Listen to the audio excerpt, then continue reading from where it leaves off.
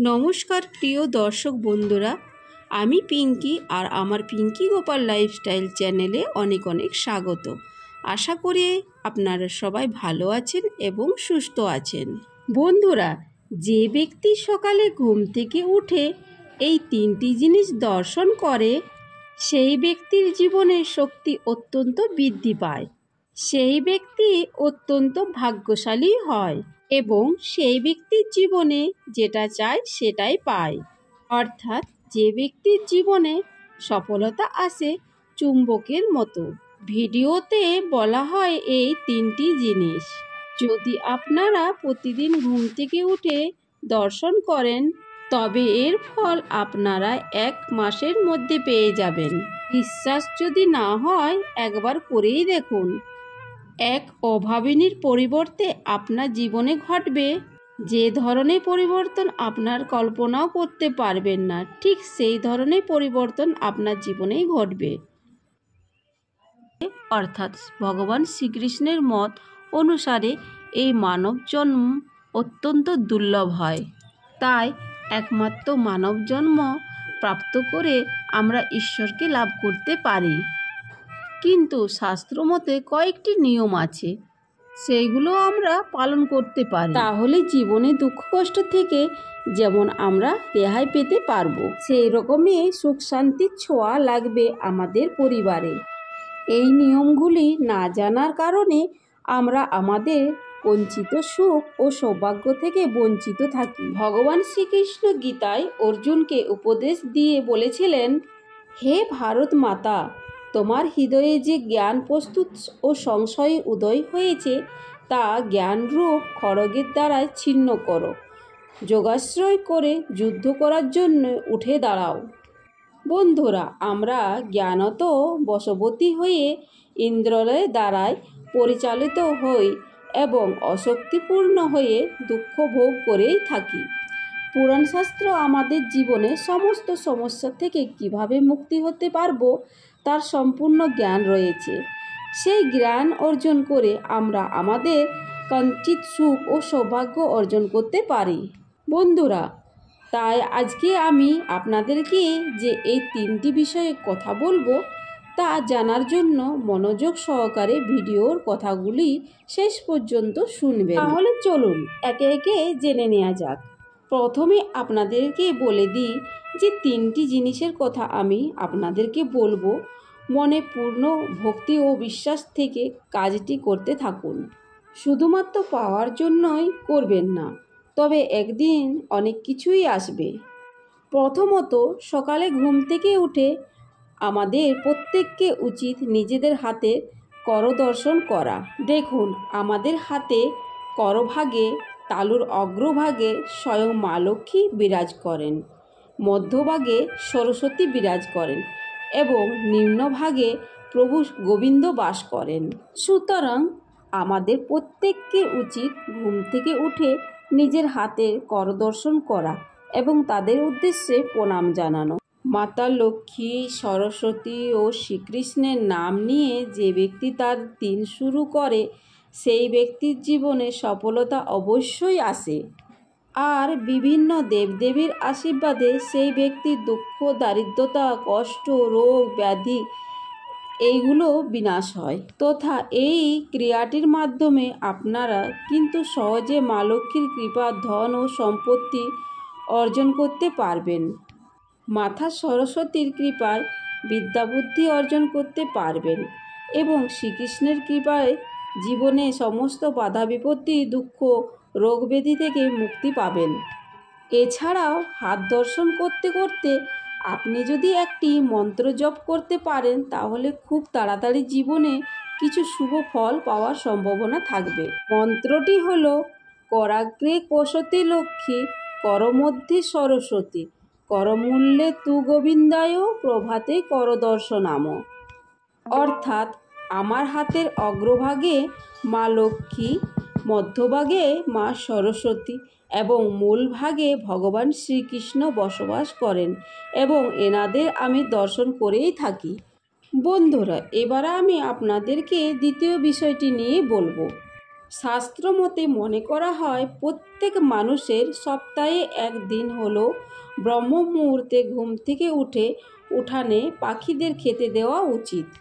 যদি আপনার ঘুম ভোর 3টা থেকে 5টার মধ্যে ভেঙে যায়, তাহলে বুঝবেন ভগবান স্বয়ং আপনাকে এই সংকেত দিচ্ছেন যে আমাদের প্রত্যেক ব্রহ্ম মুহূর্তে ঘুম থেকে উঠে যাওয়া এবং উঠানে আসা পাখিদের খেতে দেওয়া প্রয়োজন।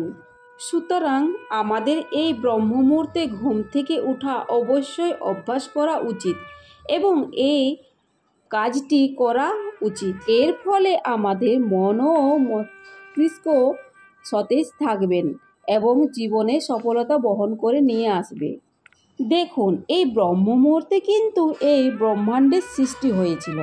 সুতরাং এই ব্রহ্ম মুহূর্তের সময়টিকে আমাদের পৃথিবীর বহু ধরনের দৈবিক শক্তি আগমন ঘটে। এছাড়াও ভোর 3টা থেকে 5টার মধ্যে যে সময়, সেই সময় বায়ুমণ্ডলে কসমিক এনার্জি অত্যন্ত বৃদ্ধি ও পরিমাণ বৃদ্ধি পায়, যা আমাদের শরীরের জন্য খুবই ভালো এবং মঙ্গলজনক। সুতরাং এই সময় যে ব্যক্তি ঘুম থেকে ওঠেন তার শরীর ও মন অত্যন্ত সুস্থ ও সরল থাকে। এবং আপনি যদি এই ব্রহ্ম মুহূর্তে উঠানে আসা পাখিদের খেতে দেন, জেনে রাখবেন আপনি ব্রহ্ম মুহূর্তে অনেক বড় পুণ্যের কাজ করছেন। যারা ইতিমধ্যে এই কাজটি করে আসছেন তারা আমার এই কথাটি মর্মার্থ উপলব্ধি করতে পারবেন।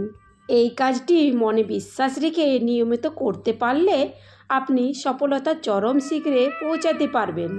মনে করা হয় ব্রহ্ম মুহূর্তে যে পরিবারে এই কাজটি করা হয়ে থাকে সেই পরিবারে স্বয়ং মা লক্ষ্মী অধিষ্ঠান করেন। তৃতীয় বিষয়টি হলো, যারা সকালে ঘুম থেকে উঠে ঈশ্বরের নাম, আরাধনা, পুজো, অর্চনা ইত্যাদি করেন তাদের অতি অবশ্যই ঘুম থেকে উঠে মুখ ধুয়ে স্নান পর্ব সেরে নিয়ে তারপরে ঈশ্বরের সামনে বসে শঙ্খ, ঘণ্টা ইত্যাদি জিনিসের দর্শন করা উচিত।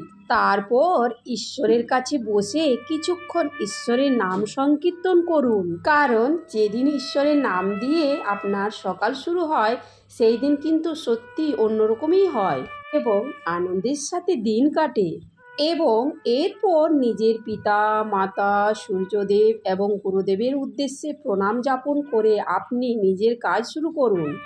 বন্ধুরা, যে ব্যক্তি এই নিয়মগুলি প্রতিদিন পালন করেন সেই ব্যক্তির জন্মকুণ্ডলী থেকে সমস্ত রকমের ঋণ, দোষ, পাপ এগুলো খুব সহজে খণ্ডন হয়ে যায় এবং প্রতিদিন যে ব্যক্তির জীবনে শুভ শক্তি বৃদ্ধি পায় এবং পুণ্যের মাত্রা বাড়তে থাকে, এর ফলে এই সব ব্যক্তিরা প্রতি কাজে সফলতা মুখ দেখতে পায়। প্রায় সব জায়গাতে আমাদের বাড়ির আশেপাশে এবং 2-1জনকে আপনি দেখতে পাবেন যারা খুব সকালবেলায় ঘুম থেকে উঠে এই কাজগুলি করে থাকেন।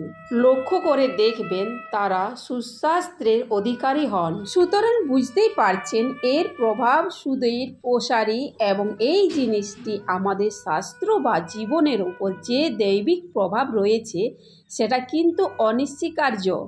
তাই আপনারা অবশ্যই চেষ্টা করুন এই 3টি বিষয়ের মধ্যে যে কোনো একটি, অথবা সম্ভব হলে 3টি অভ্যাস প্রতিদিন আয়ত্ত করার। বন্ধুরা, এবার আসুন কিছু অনুপ্রেরণার মূলক ভক্তি শুনে নেওয়া যাক।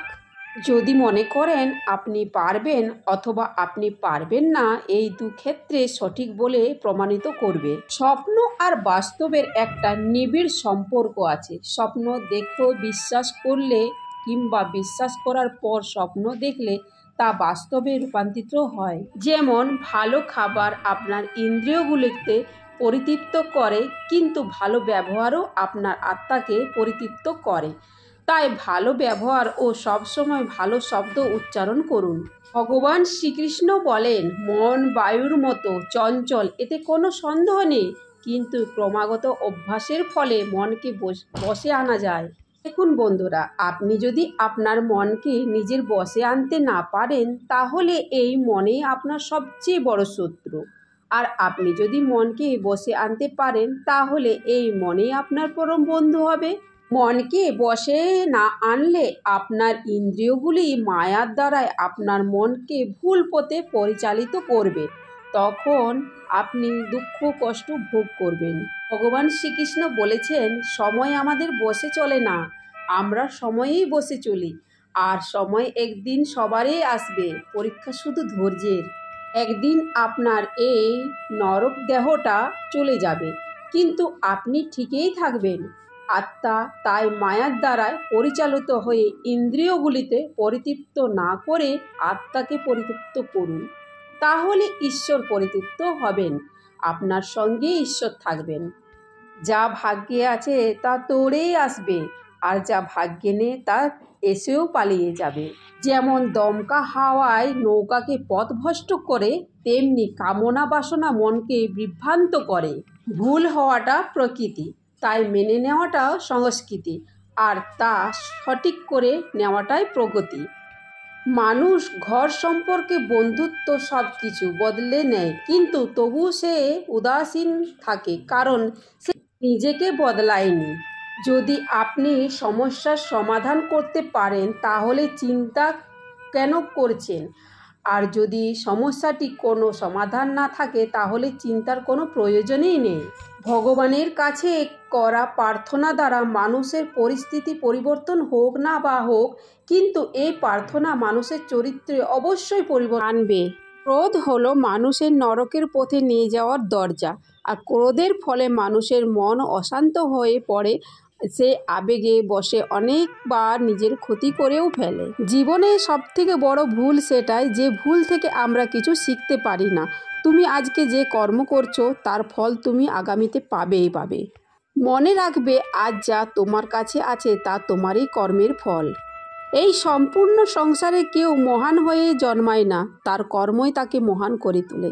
গীতায় বলা হয়েছে, কেউ তার কর্ম থেকে পালাতে পারবে না, কর্মের ফল তো অবশ্যই ভুগতে হবে। সঠিক কর্ম যেটা নয়, দোষ দেয়, এটা জেনে যে ভাগ্যের উপরে তার কর্ম, যা তার নিজের উপরে রয়েছে।